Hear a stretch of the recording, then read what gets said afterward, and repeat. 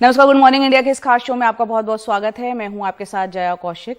शुरुआत कर रहे हैं हम दिल्ली और आसपास के इलाकों में वायु प्रदूषण जिस तरह से लगातार गंभीर हालत में बना हुआ है, उसको देखते हुए दिल्ली और एनसीआर के स्कूल अगले आदेश तक बंद रखने के आदेश दिए गए हैं। प्रदूषण के चलते केंद्र सरकार ने फैसला किया है।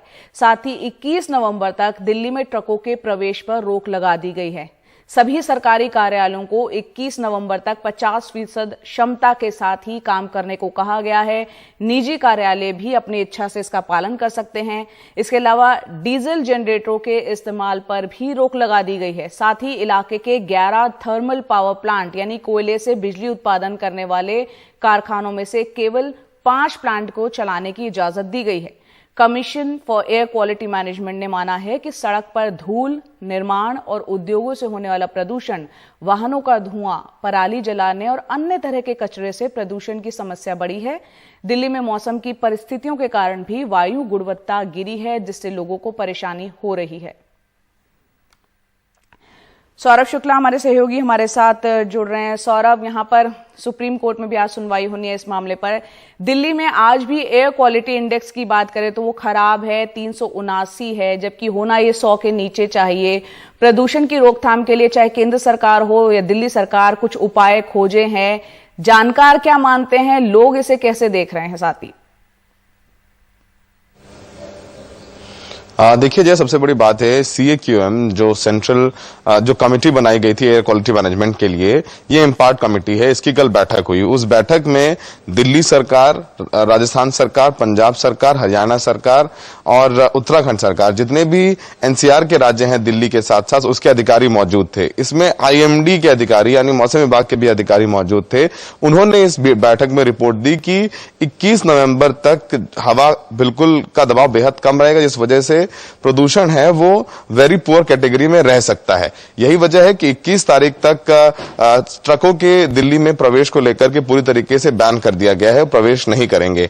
इस बैठक में पंजाब के जो अधिकारी मौजूद थे और पुलिस अधिकारी मौजूद थे, उन्हें भी जो है निर्देश दिया गया है कि जो पंजाब में पराली जलाई जा रही है उसके लिए भी बड़े व्यापक कदम उठाए जाने चाहिए। देखिए, ये CAQM जो कमेटी है, इसको बनाया गया था पिछले साल दिल्ली और NCR में प्रदूषण पर नियंत्रण करने के लिए। जैसे कि आपने बताया जाए कि आज सुप्रीम कोर्ट में सुनवाई है, तो उससे पहले ये निर्णय आज बताए जाएंगे सुप्रीम कोर्ट में। जिस तरीके से सुप्रीम कोर्ट ने फटकार लगाई थी दिल्ली सरकार और केंद्र सरकार को, और केंद्र सरकार को कहा था कि आप इमरजेंसी मेजर्स लें, तो ये CAQM के निर्णय लिए हैं, जिसमें केंद्र सरकार के पर्यावरण सचिव और एग्रीकल्चर सचिव भी मौजूद थे। और खासकर पुलिस को बोला गया है कि अगर जो आदेश दिए गए हैं, जैसे ट्रकों की एंट्री नहीं होनी चाहिए, जेनसेट पूरी तरीके से बैन रहने चाहिए, स्कूल कॉलेजेस नहीं खुलेंगे अगले आदेश तक, इसका कड़ाई से पालन कराया जाए। कंस्ट्रक्शन और डेमोलिशन एक्टिविटी पूरी तरीके से, निर्माण कार्यों पर रोक रहेगी। सिर्फ मेट्रो या डिफेंस सर्विसेज की या फिर कोई बहुत इमरजेंसी है तभी कंस्ट्रक्शन एक्टिविटीज होंगी। अगर इसका पालन नहीं किया जाता है तो बहुत हैफ्टी फाइन लगाया जाए, भारी जुर्माना लगाया जाए। और पहले ही CAQM ने सैटरडे को आदेश दे दिया था कि जो पार्किंग शुल्क है NCR में, इसको 3 से 4 गुना बढ़ा दिया जाए, ताकि जो लोग हैं वो गाड़ियां लेकर सड़कों पर कम निकले। आपने जैसे बताया कि सरकारी दफ्तरों में 50% के साथ काम होगा। सिर्फ दिल्ली में नहीं, जो दिल्ली के आसपास राज्य हैं, जैसे गुड़गांव है, फरीदाबाद है, नोएडा है, गाजियाबाद है, उसमें सभी सरकारी दफ्तरों में 50% के साथ काम होगा। और ये भी कहा गया है राज्य सरकारों को कि वो जो प्राइवेट सेक्टर ऑफिसेस हैं उनको भी एनकरेज करें कि वो भी ज्यादा से ज्यादा वर्क फ्रॉम होम करें, जिससे कि वेहिकुलर पोल्यूशन कम रहे। तो अब सुप्रीम कोर्ट में ये एफिडेविट दाखिल की जाएगी। लोगों का यही कहना है कि हर बार अक्टूबर नवंबर आता है तो ये सारी चीजें शुरू हो जाती हैं। फिलहाल पिछले साल 2 सालों में ऐसी ज्यादा प्रॉब्लम नहीं हुई क्योंकि लॉकडाउन था, तो पोल्यूशन अपने आप कम था। लेकिन फिलहाल आज ये निर्णय ले लिए गए हैं, इसको आज कल रात 12 बजे से लागू कर दिया गया है और देखना होगा कि इसका क्या असर होता है अगले 1 से 2 दिन में, क्या होता है। और साथ ही जो नियम बनाए गए हैं उसको लागू कितना कड़ाई से किया जाता है, इस पर भी नजर रहेगी। बहुत बहुत शुक्रिया सौरभ इस पूरी जानकारी के लिए।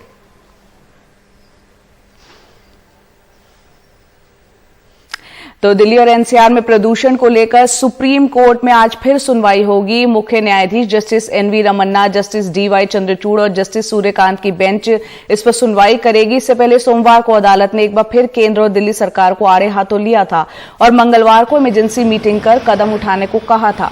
सुप्रीम कोर्ट ने इसके साथ ही कहा था कि दिल्ली और एनसीआर में केंद्रीय और राज्य कर्मियों के वर्क फ्रॉम होम पर विचार हो। सुप्रीम कोर्ट ने दिल्ली, हरियाणा और पंजाब के अफसरों को मीटिंग में शामिल होने और इसकी रिपोर्ट अदालत में देने को भी कहा था।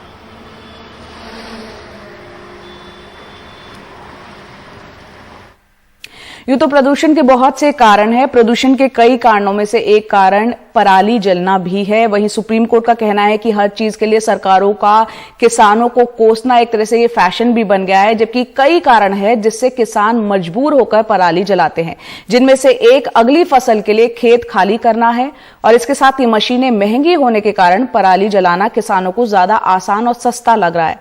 पंजाब में लगातार पराली जलाई जा रही है। नासा के एक वैज्ञानिक के अनुमान पर यकीन करें तो पंजाब में पिछले 5 सालों की तुलना में इस साल पराली जलाने की घटनाएं ज्यादा हो सकती हैं। नासा के एक वैज्ञानिक के अनुमान पर यकीन करें तो पंजाब में पराली जलाने की घटनाएं पिछले 5 साल की तुलना में ज्यादा हो सकती हैं। मोगा जिले के किसान गुरमैल सिंह भी पराली जलाने वाले किसानों में से एक हैं, जो बताते हैं कि ऐसा क्यों है।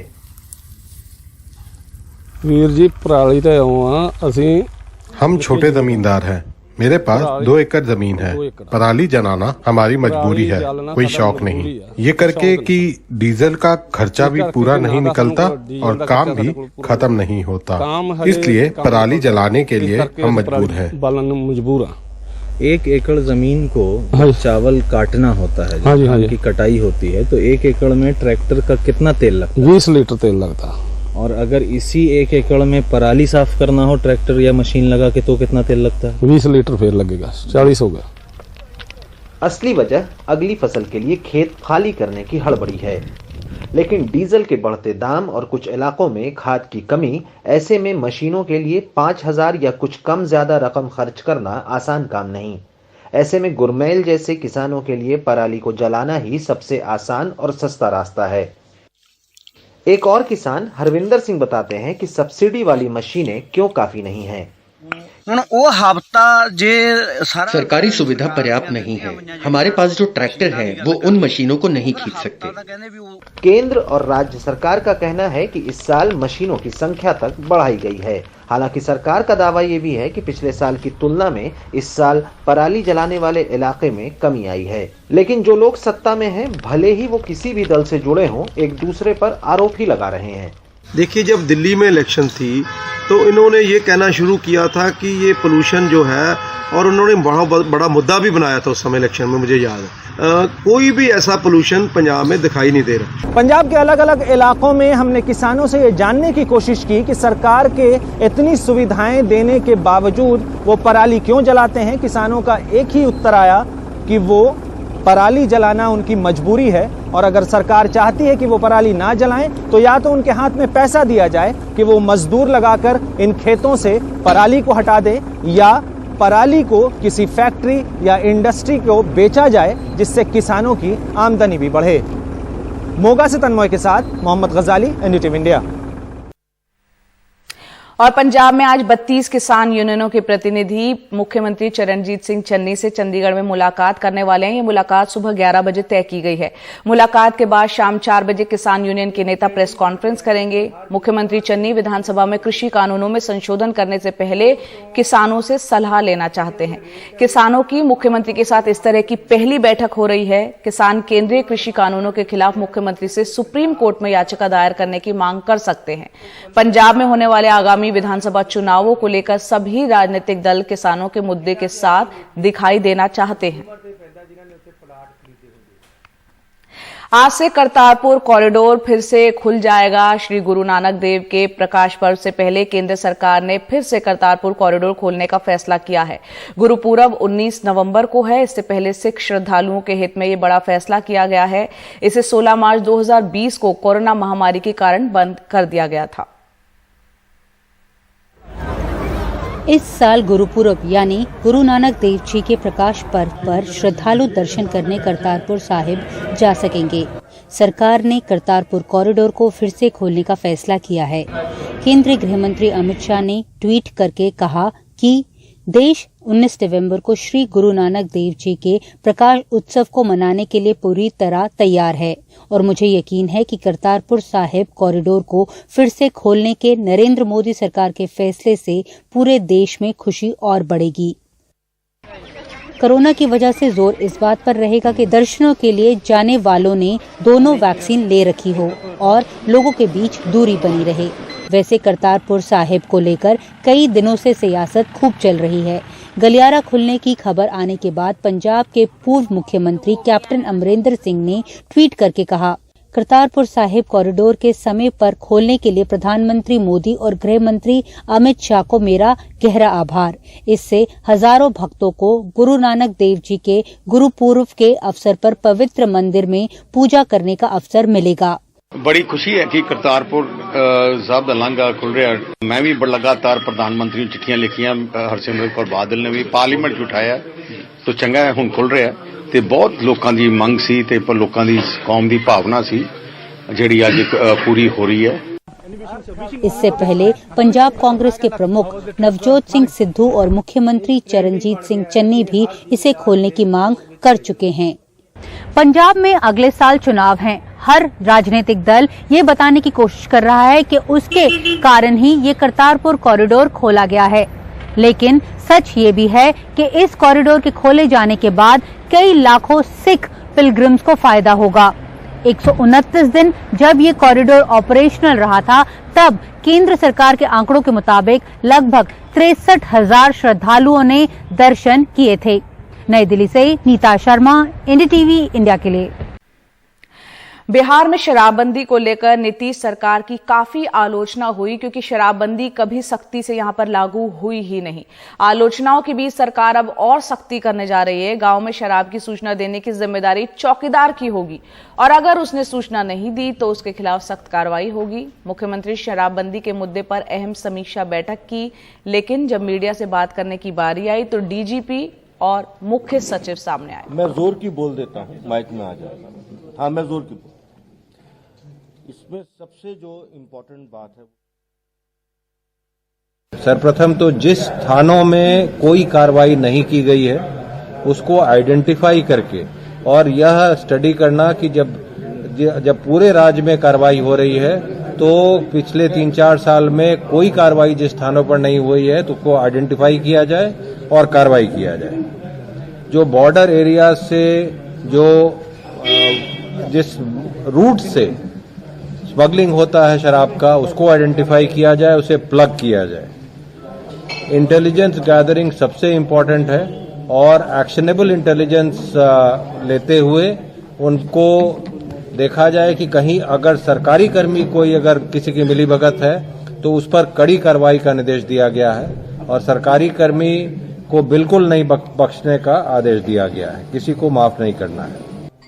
जो हमारा क्राइम की प्राइमरी ड्यूटी 75 में इंदिरा गांधी ने 20 सूत्रीय कार्यक्रम के तहत भूमिहीनों को 146 बीघा जमीन दी थी।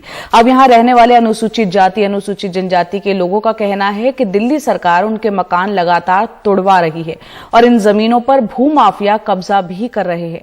आइए देखते हैं हमारे सहयोगी मुकेश सिंह सेंगर की रिपोर्ट। वजीराबाद शिव मंदिर के इस इलाके में ज्यादातर अनुसूचित जाति और अनुसूचित जनजाति के लोग पिछले 45 सालों से रहते हैं। 20 सूत्रीय कार्यक्रम के तहत इन लोगों को उस वक्त की प्रधानमंत्री इंदिरा गांधी ने 146 बीघा जमीन दी थी।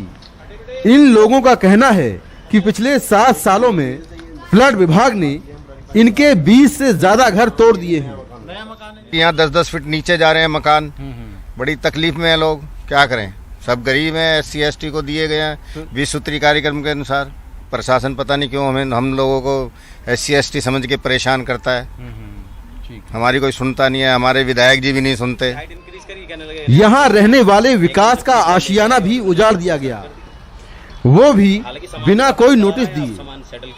मेरा मकान अभी हार्डली लास्ट मंथ मतलब 1 महीना हुआ होगा, उसमें टूटा है। उनका ये कहना है कि ये फ्लड और इरिगेशन की लैंड है, इस पे हम गलत बैठे हैं, ऐसा उनका कहना है। तो उसी के चलते वो कार्रवाई करते हैं। उनसे ऑर्डर्स भी हमने काफ़ी बार मांगे, आपके पास कोई ऑर्डर्स है, कुछ नोटिस हमें दीजिए आप। ऐसे भी वो हमें कुछ इशू नहीं करते हैं विदाउट एनी प्रायर नोटिस, और ऑर्डर्स के वो अपनी कार्रवाई करते हैं। बल का प्रयोग करते हैं बेसिकली, और पुलिस लाते हैं। पुलिस के सामने पुलिस फेस होती है उनका, जो बातें हमसे करती है वो पुलिस करती है, वो दूर भागते हैं।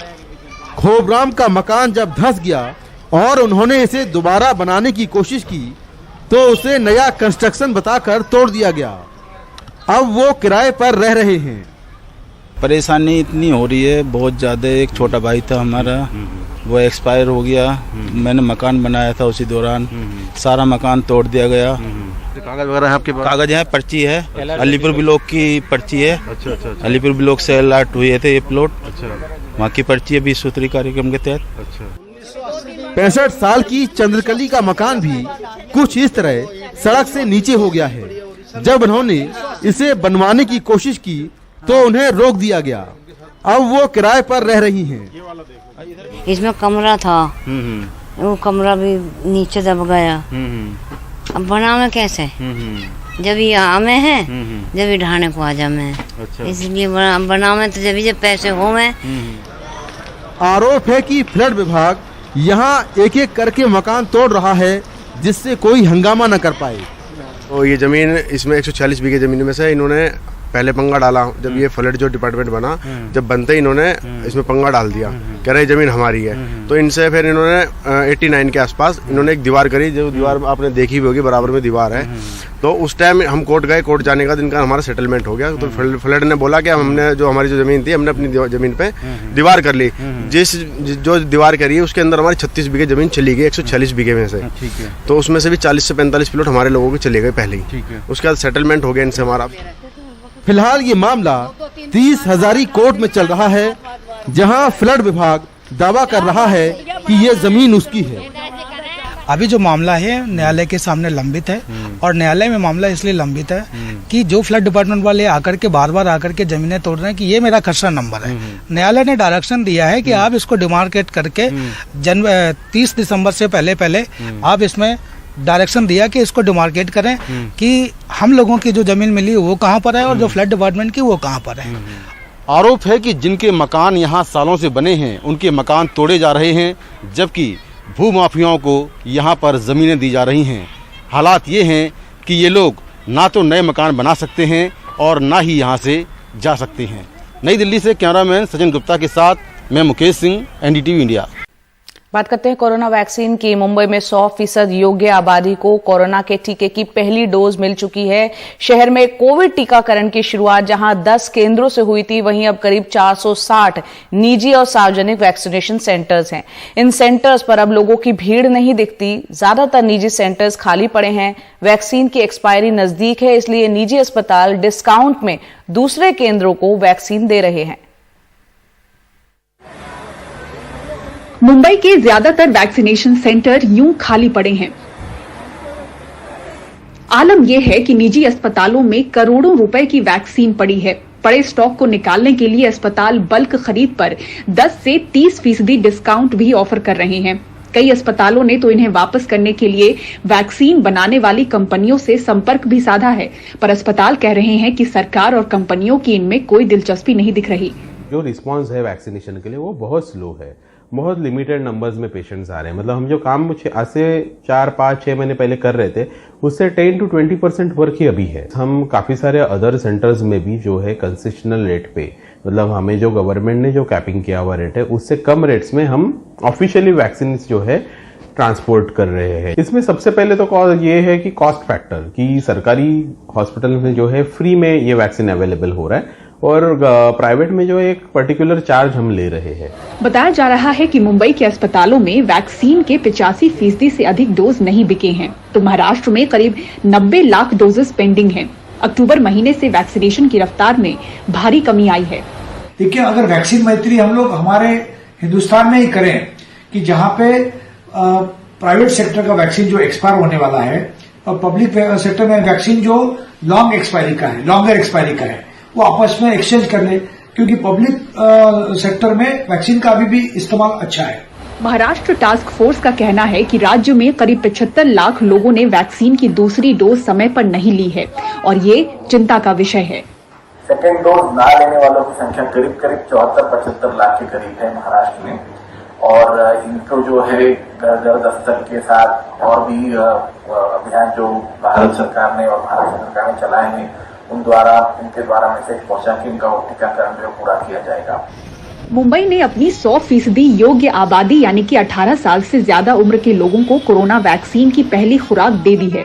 65% को डबल डोज लग चुका है। एक्सपर्ट्स का कहना है कि अगर 2 डोज के बीच 84 दिन के अंतराल को कम किया जाता है तो तुरंत ही 22 लाख से अधिक लोग दूसरी डोज लगाने के पात्र हो जाएंगे। इसके साथ ही बूस्टर डोज लगाने को लेकर भी चर्चा तेज है। मुंबई से पूजा भारद्वाज, एनडीटीवी इंडिया के लिए। कोरोना का असर कम होने के साथ ही आईटी सेक्टर के कर्मचारी भी अपने दफ्तरों में काम करने के लिए बुलाए जाने लगे हैं। हालांकि घर से काम करने के करीब 2 साल का तजुर्बा कंपनियों और कर्मचारियों के लिहाज से ज्यादा फायदेमंद साबित हो रहा है। यही वजह है कि अब कई कंपनियां कामकाज के नए हाइब्रिड मॉडल को अपना रही हैं। आइए देखते हैं हमारी सहयोगी उमा सुधीर और साक्षी बजाज की रिपोर्ट। घर से ही काम करने के दिन खत्म नजर आ रहे हैं, कम से कम तकनीकी प्रोफेशनल्स के। देश की सबसे बड़ी आईटी फर्म टीसीएस ने अपने कर्मचारियों से जहां उनकी नियुक्ति है वहां चरणबद्ध तरीके से काम पर लौटने के लिए कहा है। शुरुआत दिसंबर से होगी। एक और कंपनी टेक महिंद्रा ने अपने कर्मचारियों को दिसंबर तक अपनी पसंद की जगह पर काम करने की अनुमति दी है। इसका मतलब है कि 2025 तक सिर्फ 25% कर्मचारी ऑफिस में होंगे, बाकी 4 में से 3 कर्मचारी घर से काम करेंगे। कंपनी के एक प्रवक्ता के मुताबिक हाइब्रिड मॉडल कामयाब होगा। हैदराबाद का ये जोड़ा इससे सहमत दिखता है। Work from home is a thing that's going to continue for a long while. घर से काम करने का सिलसिला लंबे समय तक चलता रहेगा। ये कम खर्चीला भी है। ये कर्मचारियों के लिए आसान भी है और आने जाने का वक्त भी घटता है और दूसरे खर्चे भी कम हो जाते हैं। सेहत भी ठीक रहती है। Hybrid model is definitely far more welcoming. लगातार काम करने की तुलना में हाइब्रिड मॉडल स्वागत योग्य है। ये मानसिक स्वास्थ्य के लिए भी ठीक होगा। I don't think that's really good for the mental health also. Hybrid, yes, definitely, that's the way to go. हाल ही के एक सर्वे में सामने आया है कि कंपनी और कर्मचारी दोनों ही हाइब्रिड मॉडल के तहत काम पर लौटने के इच्छुक हैं और तकरीबन आधे कर्मचारी हफ्ते में 3 दिन काम पर आना चाहते हैं। उमा सुधीर के साथ साक्षी बजाज की रिपोर्ट, एनडीटीवी इंडिया। नमस्कार, गुड मॉर्निंग इंडिया में आपका स्वागत है। मैं हूं अदिति राजपूत। संयुक्त राष्ट्र सुरक्षा परिषद में जो बैठक हुई मंगलवार को, भारत ने उसमें साफ कहा कि पाकिस्तान से आने वाले सीमा पार आतंकवाद के खिलाफ सख्त और निर्णायक कार्रवाई भारत की तरफ से जारी रहेगी। भारत की प्रतिनिधि ने कहा कि कोई भी सार्थक बातचीत आतंकवाद से मुक्त, हिंसा मुक्त माहौल में ही हो सकती है और अर्थपूर्ण बातचीत के लिए अनुकूल माहौल बनाने की जिम्मेदारी इस्लामाबाद की है। भारत ने 15 सदस्यीय सुरक्षा परिषद में अपनी ये बात रखी है और एक बार फिर से यहां पर दोहराया कि पूरा जम्मू कश्मीर और लद्दाख भारत का अभिन्न हिस्सा है और इसमें पाकिस्तान के अवैध कब्जे वाला हिस्सा भी आता है। तो एक बार फिर से यहां पर पाकिस्तान ने अंतर्राष्ट्रीय मंच का इस्तेमाल किया है, वहां पर जम्मू कश्मीर का मुद्दा उठाया है और यहां पर भारत की तरफ से 2 टूक जवाब दे दिया गया है कि जब तक पाकिस्तान इस तरह का माहौल पैदा नहीं करता जिसमें सार्थक बातचीत हो, तब तक ये बात आगे नहीं बढ़ सकती और ये जिम्मेदारी पाकिस्तान की है, इस्लामाबाद की है कि वो हिंसा मुक्त, आतंकवाद से मुक्त माहौल बनाए।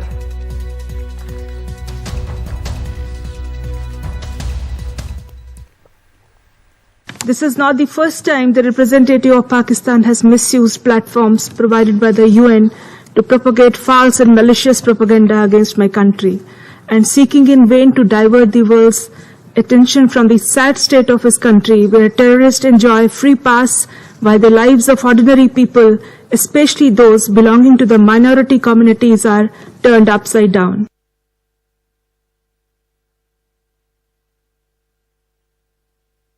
उन्होंने ये भी यहां पर कहा है कि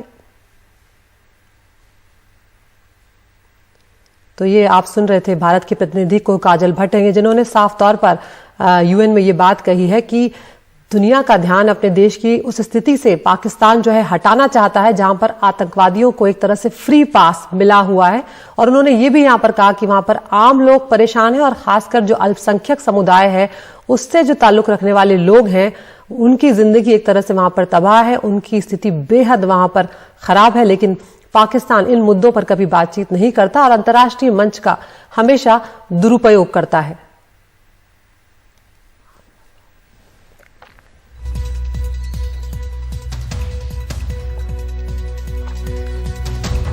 तो आपको बता दें, यहां पर संयुक्त राष्ट्र सुरक्षा परिषद की बैठक हुई है मंगलवार को, जिसमें भारत ने यहां पर कहा है कि पाकिस्तान से आने वाले सीमा पार आतंकवाद के खिलाफ सख्त और निर्णायक कार्रवाई जो है भारत वो हमेशा और आगे भी जारी रखेगा। भारत के प्रतिनिधि ने यहां पर यह कहा कि ये पाकिस्तान की जिम्मेदारी है कि वो एक ऐसा माहौल बनाए जिसमें बातचीत सार्थक हो पाए, बातचीत अर्थपूर्ण हो पाए और उसके लिए जरूरी है कि आतंकवाद से मुक्त वो माहौल हो, हिंसा से मुक्त वो माहौल हो। और यहाँ पर साफ तौर पर यह कहा गया और इसकी वजह यह भी रही कि ये जो 15 सदस्यीय सुरक्षा परिषद में थी इसमें पाकिस्तान से ये कहने की वजह यहाँ पर यह थी कि पाकिस्तान को एक तरह से पलटवार किया गया जब अपनी आदत के अनुसार पाकिस्तान ने एक बार फिर से कश्मीर का मुद्दा संयुक्त राष्ट्र सुरक्षा परिषद की इस बैठक में उठाया था, जिसके बाद भारत की जो प्रतिनिधि है काजल भट्ट, उनकी तरफ से ये जवाब दिया गया। हमारे साथ जुड़ गए हमारे foreign affairs editor Umashankar Singh. Uma, ये पहली बार नहीं है जब इस तरह से अंतर्राष्ट्रीय मंच का इस्तेमाल जो है पाकिस्तान ने किया है और यहाँ पर एक बार फिर से वो कश्मीर का राग आलापता हुआ नजर आया है। लेकिन भारत की तरफ से एक बार फिर से यहाँ पर ये साफ कर दिया गया और खासकर ये भी कह दिया गया कि वहां पर जो अल्पसंख्यक समुदाय है उस तरह के जो मुद्दे हैं, उनकी जो हालत है वहां पर, उनको तो पाकिस्तान उठाता नहीं है। जब भी वो अंतर्राष्ट्रीय मंच पर जाता है कश्मीर का मुद्दा उठा लेता है।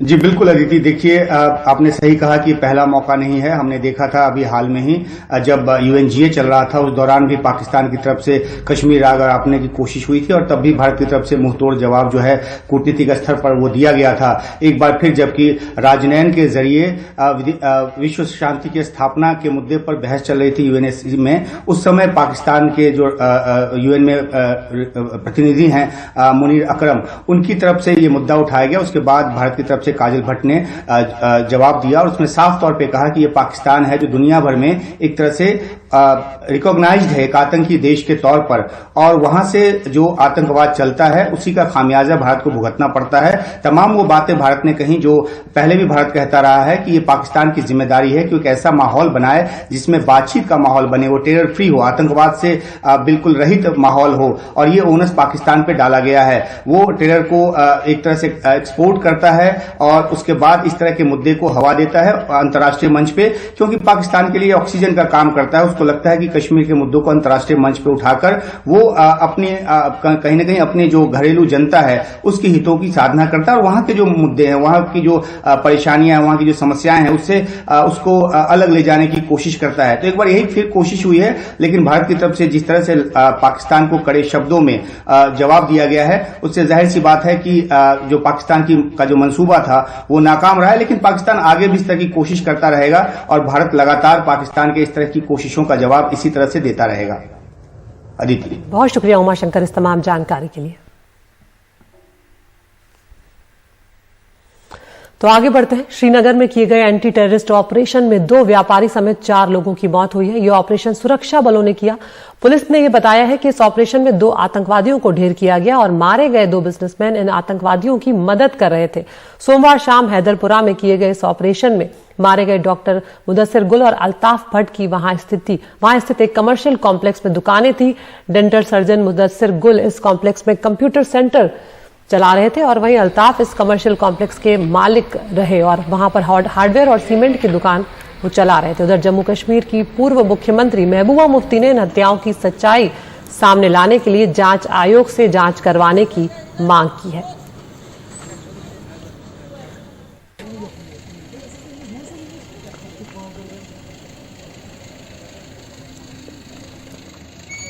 बिस्किट लाया था, ये लाया था, वो खुश हो गया। हमारा बाबा आया था, फिर वो ऑफिस चला गया, ऑफिस में इनकाउंटर हुआ। इसने क्या किया था? क्या किया? डेड बॉडी वापस करो, ये बेचारा अपना बिजनेस कर रहा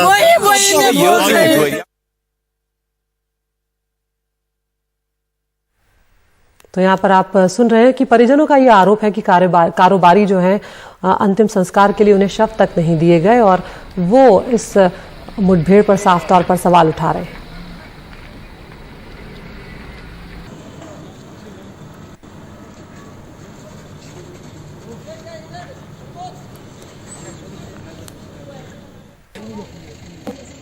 डॉक्टर जो शहीद हो गए हैं, जो वहाँ पे थे, जो गवाह थे उस मौके के, उनको भी शहीद किया गया है। अब मैं आप लोगों को यही एक अपील कर रही हूँ कि प्लीज मेरे पापा की डेड बॉडी वापस कीजिए, वो मान नहीं रहे। दरबार नहीं खोला, उसके बाद फिर उसको मौका दिया गया किया, मिलिटेंट दरबार खोलकर नगद फायरिंग कर दिया पिस्टल से। सेल्फ डिफेंस में हमारे लोग जो थर्ड पार्टी था उसने भी फायरिंग किया, उसमें इनकाउंटर शुरू हो गया। फिर हम लोग थोड़ा इनकाउंटर को रोके और ट्राई किया कि वहां से सिविलियन दोनों को रेस्क्यू करें, लेकिन जिस जगह वो लोग खड़ा थे वहां से निकालना बहुत मुश्किल हो रहा था। तो मिलिटेंट्स के फायरिंग में दोनों को पिस्टल से इंजरी हुआ। तो ये आप सुन रहे थे कश्मीर के आईजीपी विजय कुमार को। उनका कहना है कि कानून व्यवस्था को ध्यान में रखते हुए शव परिजनों को नहीं सौंप सकते। उन्होंने बताया कि चारों शवों को श्रीनगर से 100 किलोमीटर दूर कश्मीर के हंदवाड़ा इलाके में दफना दिया गया है। आगे बढ़ते हैं, खबर अमेरिका से आई, जहां पर जम्मू कश्मीर की यात्रा को लेकर अमेरिका ने अपने नागरिकों के लिए एक एडवाइजरी जारी की है। अमेरिका ने अपने नागरिकों को सलाह दी है कि वो पूर्वी लद्दाख और लेह को छोड़कर जम्मू कश्मीर में न जाएं। आतंकवादी घटनाओं के कारण ये सलाह उन्हें दी गई है और एलओसी पर छुटपुट घटनाएं होती रहती हैं, ये भी कहा गया है। एलओसी से लगे कुछ इलाकों में विदेशी पर्यटकों के जाने पर रोक एक तरह से लगा दी गई है। अगर कोई महिला अकेले हैं तो यात्रा ना करें, अमेरिका की तरफ से ये तक कहा गया है।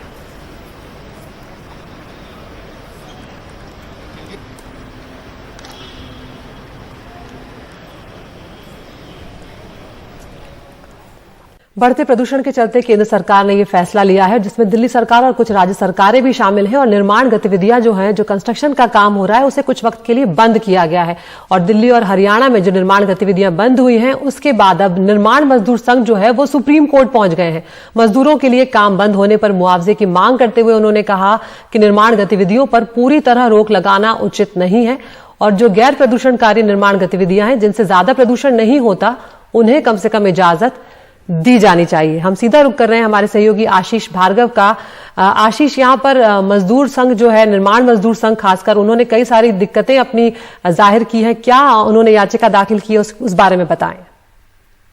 इनकी तरफ से कहा गया है कि पहले ही पैंडेमिक में जो महामारी फैली उसकी वजह से उनकी हालत बहुत खराब है। लॉकडाउन रहा, काम बंद हो गए।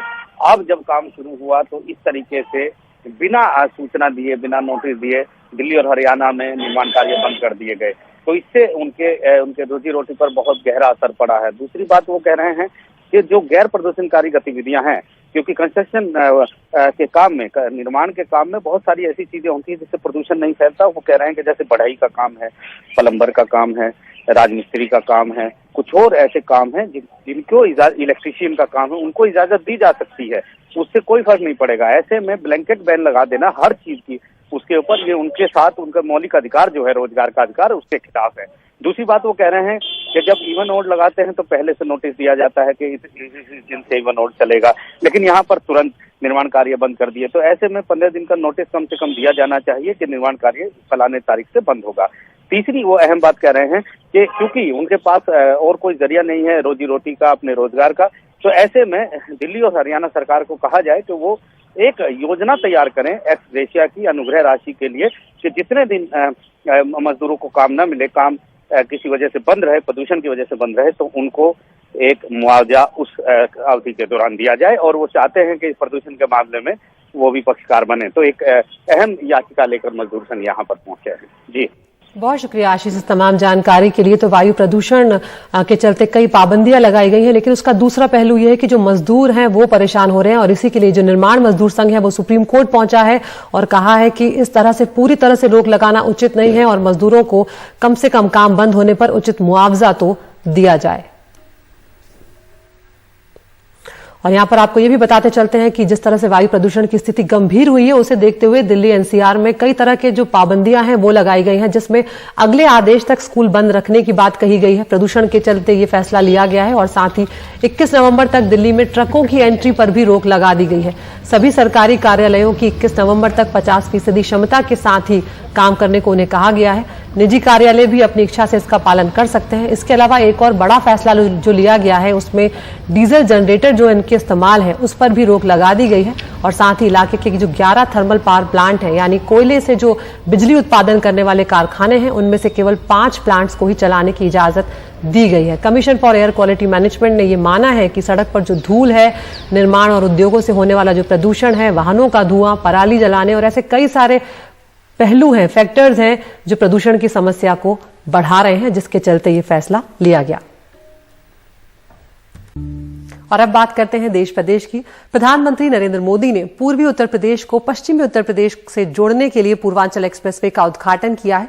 वायुसेना ने भी एक्सप्रेसवे पर अपनी ताकत दिखाई। तो जहां बीजेपी इसे उत्तर प्रदेश के विधानसभा चुनाव से पहले अपना मास्टर स्ट्रोक बता रही है, वहीं विपक्षी पार्टियां कई तरह के आरोप लगा रही हैं। समाजवादी पार्टी के अखिलेश यादव ने कहा कि सपा के कामों का श्रेय बीजेपी लेने में जुटी हुई है। ये हम आपको बता रहे हैं कि इस एक्सप्रेसवे में ये एक एयर स्ट्रिप भी बनाया गया है ताकि किसी भी आपातकालीन स्थिति में अगर कोई विमान यहाँ पे लैंड करना चाहे या फिर यहाँ से टेक ऑफ करना चाहे। भारतीय वायुसेना के ट्रांसपोर्ट विमान सुपर हरकुलस से एक्सप्रेसवे पर उतरे प्रधानमंत्री नरेंद्र मोदी। सिर्फ 36 महीने में तैयार हुआ है लखनऊ से गाजीपुर को जोड़ने वाला 6 लेन का पूर्वांचल एक्सप्रेसवे। इसी हवाई पट्टी पर वायुसेना के विमानों ने अपना दम दिखाया। पीएम ने भी उत्तर प्रदेश चुनाव को देखते हुए विरोधियों पर निशाना साधने में देर नहीं लगाई। उत्तर प्रदेश में भी जिस तरह की राजनीति हुई, जिस तरह से लंबे समय तक सरकारें चली, उन्होंने यूपी के संपूर्ण विकास, यूपी का सर्वांगीण विकास, इस पर ध्यान ही नहीं दिया। यूपी का एक क्षेत्र तो माफियावाद और यहां के नागरिकों को गरीबी के हवाले कर दिया गया था। मुझे खुशी है कि आज यही क्षेत्र विकास का एक नया अध्याय लिख रहा है।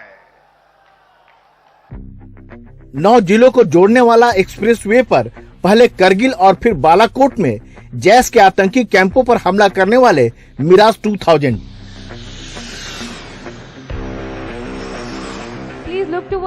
फिर दुश्मन के घर में घुसकर तेजी से अंदर तक मार करने वाले जगुआर,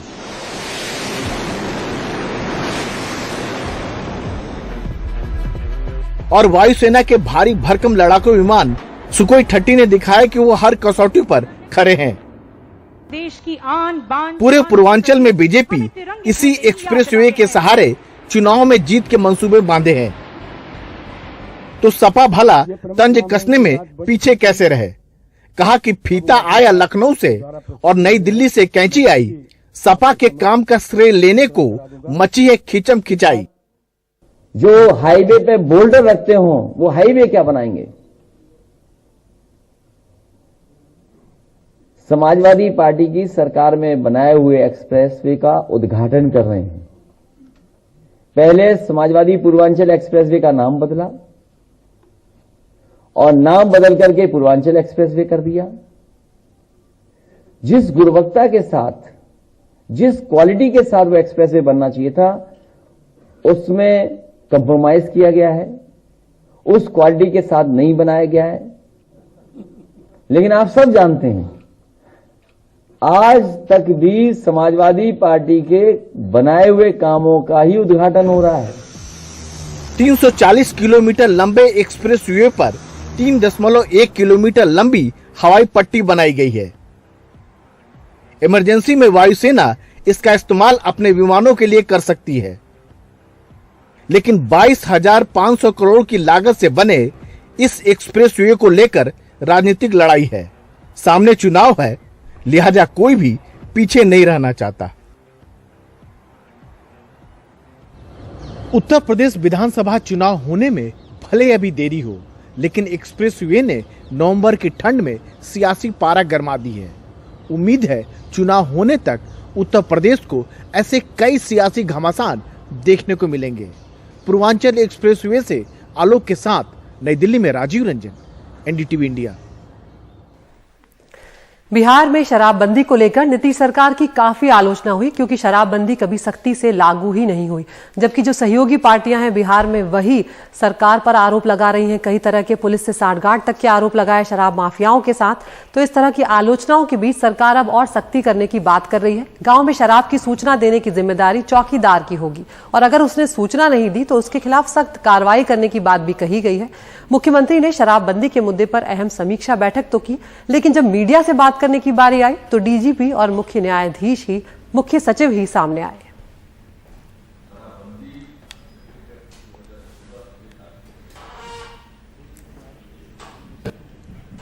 सर्वप्रथम तो जिस थानों में कोई कार्रवाई नहीं की गई है उसको आइडेंटिफाई करके और यह स्टडी करना कि जब पूरे राज्य में कार्रवाई हो रही है तो पिछले 3-4 साल में कोई कार्रवाई जिस थानों पर नहीं हुई है तो उसको आइडेंटिफाई किया जाए और कार्रवाई किया जाए।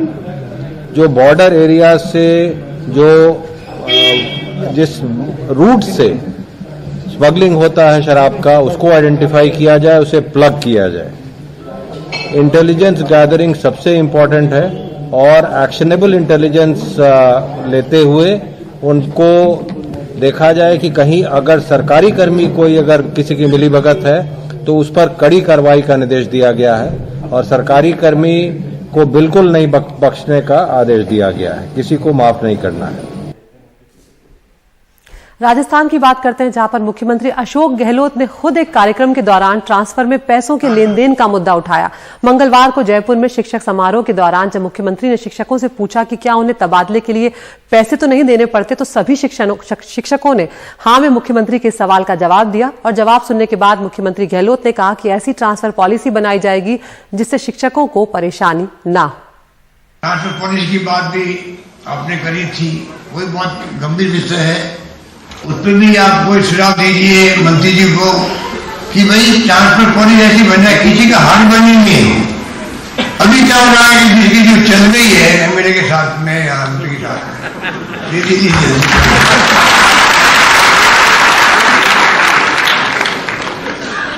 और एमएलए साहब आगे सब कपड़े फाड़ते हैं मंत्री जी कि मेरे लिए आपने पैसा देखिए, मेरे 150 की, मेरे 200 की, भाई कोई अंत तो हो। और फिर हम सुनते हैं कि ये बात तो पैसे गिराने पड़ते हैं।